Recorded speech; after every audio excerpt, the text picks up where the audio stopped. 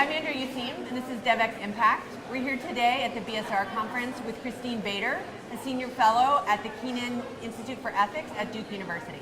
Thanks for being here. Sure. Great. So we are close to almost 2 decades since Ken Saro-Wiwa was killed. Yeah. In that 17 years or almost 20 years, what progress has the extractive industries, the big oil companies, what progress have they made in human rights? Yeah. Well, there are a couple specific initiatives. So I mentioned the voluntary principles on security and human rights, and that was after BP ran into troubles in Colombia, and working with human rights groups and saying, actually, we don't know what we're supposed to do in these situations where we go in and it's clear that our staff and our assets are going to be at risk. How do we do this? Help us write the rule book. So it was a number of extractive companies, including BP and Shell, and Human Rights Watch, and Amnesty, and Human Rights First, and the US and UK governments, and now others have joined since then, but set out a voluntary code of conduct. And so a lot of companies have adopted that and are trying to figure out how to integrate it.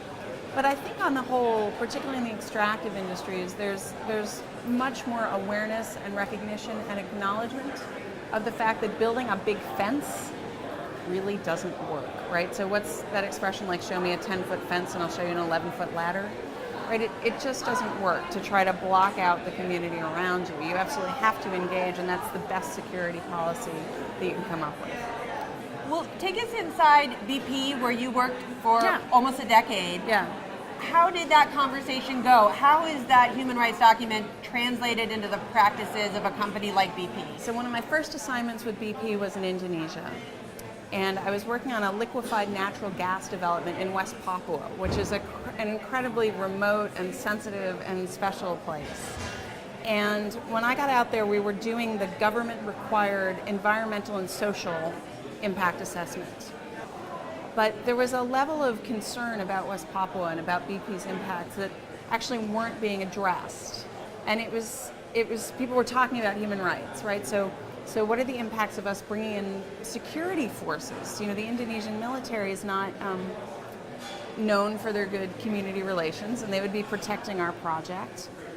What would be the effects of all this revenue coming into the province where there was not a lot of, to put it politely, capacity to manage those revenues? So there were all sorts of issues that were not being addressed, and people were talking about human rights, and we thought, well, what does all this actually mean for us as a company? And some of those questions of human rights, isn't that like a government thing?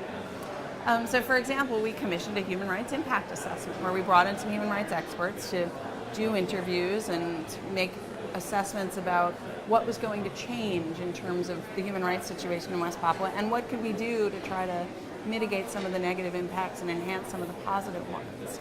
So that resulted in both some specific recommendations, like how we should structure our relationship with the military, but also, I think more importantly, helped us understand and use the language of human rights and sort of translate that into that, what does that mean for the company? What are some of the emerging issues in human rights that you think companies should be more aware of? On the external front, I think obviously privacy is a really big one, and it's not just the companies that host our email servers. It's any company to whom you give information, which is actually an astonishing range of companies. So I think companies are realizing, okay, we need to be a little bit more deliberate in how we manage people's data. So I think that's a really interesting new frontier. But a process-oriented issue comes out of these UN guiding principles on business and human rights, which I was involved in drafting. And the main recommendation within those guiding principles for companies was that companies should be conducting human rights due diligence. And companies, get due diligence, right? Every company does some form of risk assessment. But that you should be you should be applying those same frameworks. Whatever you do to assess your risks, you should be incorporating, thinking about human rights and what are your risks to rights holders.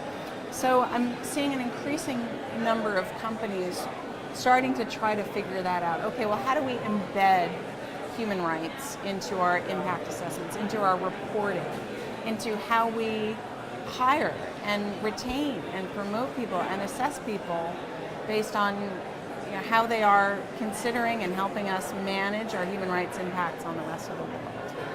So I think that's a really interesting frontier of this debate. Wonderful. Well, thank you so much for joining us. Thank you.